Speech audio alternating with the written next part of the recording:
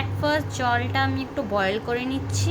এবারে আমি বড় ম্যাগিগুলো অর্থাৎ 14 টাকার ওই ম্যাগিগুলো 2 প্যাকেট এটার মধ্যে দিয়ে দেবো। ম্যাগির প্যাকেটগুলো এটার মধ্যে আমি দিয়ে দিয়েছি। এবারে আরেকটু এটা আমি বয়েল করতে দিয়ে দেবো। দেখো এটা বয়েল হতে অলরেডি স্টার্ট হয়ে গেছে, দেখে নাও তোমরাও। এর মধ্যে এবারে চলে যাবে ম্যাগির মশলাটা।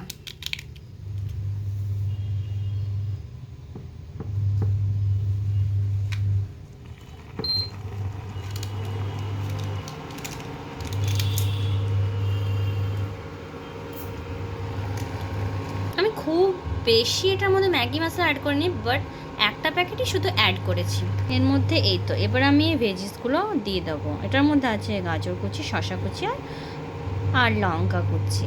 পরে আমি একটুখানি ওর মধ্যে টমেটো দিয়ে দেবো। এবার এটা আমি একটু নাড়িয়ে চাড়িয়ে দেখে নেবো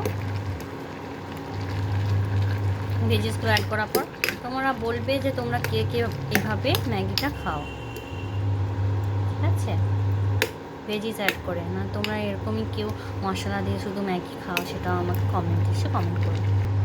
দেখো অনেকটাই ম্যাগিটা এবারে তৈরি হয়ে এসছে, প্রায় কালারটা আসুক।